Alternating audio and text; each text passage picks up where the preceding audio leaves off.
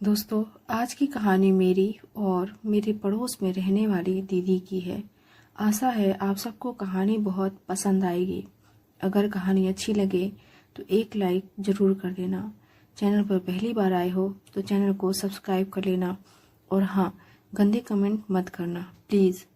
ये कहानी केवल आपके मनोरंजन के लिए है। तो चलिए कहानी को आगे बढ़ाते हैं। दोस्तों, मैं यूपी के चंदौली का रहने वाला हूँ। मेरा नाम लक्की है और मैं बीएससी फर्स्ट ईयर का स्टूडेंट हूँ। यह कहानी मेरी और मेरे पड़ोस में रहने वाली एक लड़की की है जिसका नाम कोमल है। वो मेरे से उम्र में बड़ी है। मैं उसको कोमल दीदी बोला करता हूँ।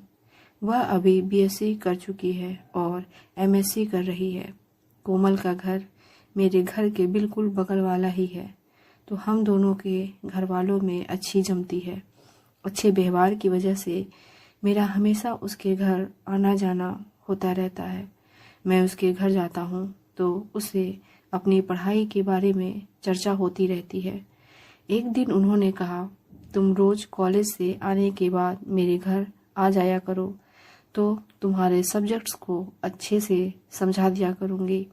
मैंने हामी भर दी और अब मैं रोज कॉलेज से आने के बाद उनके घर चला जाता था।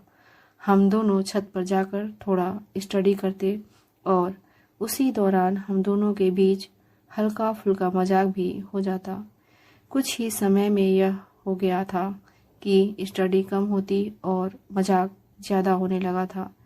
हम दोनों अब बिल्कुल पक्के दोस्तों की तरह एक दूसरे के साथ अच्छा व्यवहार करने लगे थे। उसके दो भाई भी हैं। वे दोनों बाहर रहकर स्टडी करते हैं। सारा दिन वह अपने घर पर दादा दादी के साथ ही रहती है।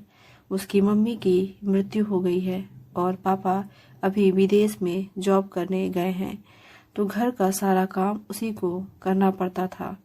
हम दोनों को ऐसे ही पढ़ाई के साथ मजाक आदि करने लगे थे और यह सब रोजाना चलने लगा था। एक दिन उसने मुझसे पूछा, तुम्हारी कोई जीएफ है? मैंने बोला, नहीं। उसने तपाक से कहा, अरे तो कब बनाओगे? क्या जब बूढ़े हो जाओगे तब? मैंने कहा, यार कोई ढंग की लड़की मिलती ही नहीं है, तो ऐसे कैसे गर्लफ्रेंड बना लूं? उसने पूछा, तुमको ऐसी कैसी लड़की चाहिए जो तुम्हें कोई नहीं मिल रही है?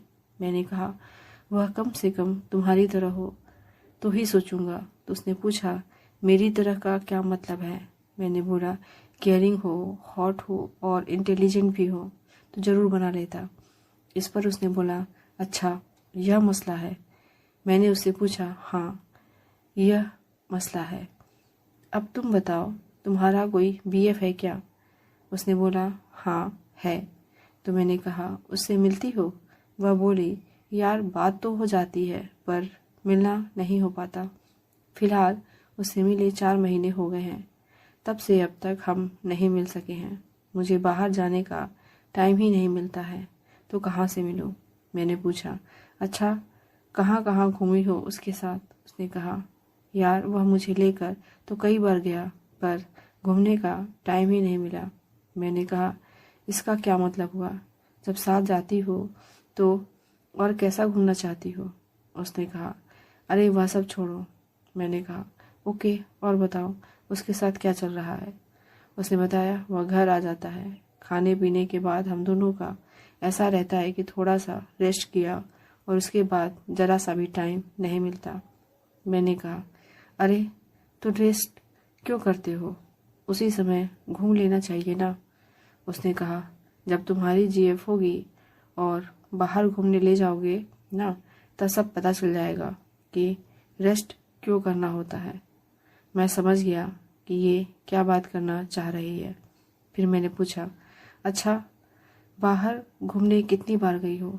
उसने कहा, गई तो कई बार हूँ पर घूम नहीं पाते। मैंने कहा, अच्छा घूम नहीं पाती हो, कुछ हुआ भी है उसके साथ या बस ऐसे ही रेस्ट ही हो पाता है? उसने मेरी बात पकड़ ली और बोली, चुप रहो, तुम अब बस करो, ज़्यादा मत बोलो। मैं हंस दिया। उस दिन के बाद हम दोनों में एकदम से खुली बातें होने लगी थी। एक दिन मैं उसके घर गया था। उस वक्त वह लेटी हुई थी और उसकी तबीयत ठीक नहीं थी।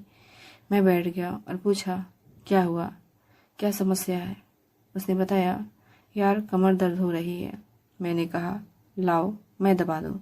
उसने कहा, चुप रहो, मजाक मत करो, सच में कमर दर्द हो रहा है।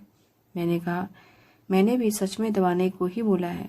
वह बोली, अच्छा। मैंने बोला, हाँ यार। वह बोली, ठीक है, पहले खिड़की दरवाज़ा बंद कर लो, फिर तेल लगाकर थोड़ी मालिश कर दो। मैंने ऐसे ही किया। उसने लोअर पहना था और ऊपर टी शर्ट डाली थी। मैंने उसकी टी शर्ट को हटा दिया और उसकी पीठ पर मालिश करने लगा। अब वह मुझे लेटी हुई अजीब सी नज़रों से देखने लगी थी। मैंने पूछा, क्या देख रही हो? वह बोली, यार सच में तुम्हारे जैसा बॉयफ्रेंड होना चाहिए, कितनी अच्छी मालिश करते हो। मैंने बोला, मैं सब अच्छे से करता हूँ मैडम, आप मौका कहाँ देती हो। वह भी समझ रही थी कि मैं क्या इशारा कर रहा हूँ। उसने अब अपने लोअर को थोड़ा सा नीचे खिसका कर जगह बनाते हुए इशारा किया। मैंने उसकी पीठ से होते हुए कमर को थोड़ी देर तक सहलाया और तेल लगाकर मालिश करने लगा।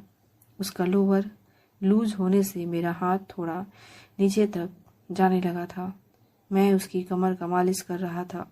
मेरा ध्यान नहीं था कि मेरा हाथ कब चला गया और उसका एहसास तब हुआ जब मेरे हाथ को एक अलग सा फील दिया। मैंने महसूस किया कि मेरे हाथ के लग जाने से उसने कुछ भी नहीं बोला। मैं लगा रहा। मैंने समझ लिया था कि वह कुछ नहीं कहेगी। अंत में मैंने एक बार जानबूझकर अपना हाथ डाल दिया और इस बार मैंने अच्छे तरीके से जोर से दबाते हुए मालिश किया। तो इस बार वह मचल गई और बोली, बस करो, तुम्हारा इरादा ठीक नहीं लग रहा है, तुम बदतमीजी कर रहे हो। मैंने कहा, यार एक तो मैंने तुम्हारी कमर की मालिश की और तुम्हें इसे बदतमीजी बोल रही हो। चलो अब मुझे मेरा मसाज का चार्ज दो। वह हिटला कर बोली, अच्छा कितना चार्ज लेते हो? मैंने उसकी आंखों में आंखें डालकर कहा, जितना तुम दे सको, पर चार्ज में मैं पैसे नहीं लूँगा। उसने पूछा, फिर कैसे लोगे? वह भी इशारा समझ रही थी। मैं मुस्कुरा दिया तो वह झट से बोली, अभी मैं कुछ भी चार्ज नहीं दे सकती, तुम 2-3 दिन के बाद अपनी सर्विस का चार्ज ले लेना। तभी मैं समझ गया। मैं उससे अलग हो गया और हम दोनों के बीच ऐसे ही उल्टी सीधी बातें होने लगी। मस्ती चढ़ती जा रही थी। फिर 3 दिन कब निकल गए कुछ पता ही नहीं चला। अब चार्ज लेने का दिन आ गया। मैं अपने टाइम से पहले ही पहुंच गया, मतलब जिस टाइम पर मैं रोज जाता था उससे ज़रा पहले आ गया। वह संडे का दिन था तो मैं भी फ्री था। मैं उसके रूम में गया, वह नहीं दिखी। मैं समझ गया कि वह पक्का बाथरूम में होगी। मैंने ध्यान दिया तो बाथरूम से पानी गिरने की आवाज़ आ रही थी और वह कुछ गुनगुना रही थी। मैंने बिस्तर पर देखा तो उसके कपड़े रखे थे। मैं उधर ही बेड पर बैठ गया। उसे पता नहीं था कि मैं कमरे में आ गया हूँ और बेड पर बैठा हूँ। वह नहाकर एकदम से बाथरूम से निकली। जैसे ही उसकी नज़र मेरे ऊपर पड़ी वह घबरा गई। मैं उसके कपड़ों पर ही बैठा था। उसने खुद को संयत करते हुए कहा, मेरे कपड़े दे दो। मैंने कहा, आओ खुद ही ले जाओ। जब वह कपड़े लेने आई और कपड़े खींचकर निकालने की कोशिश की तो वह नहीं निकाल पाई। मैंने उसे जो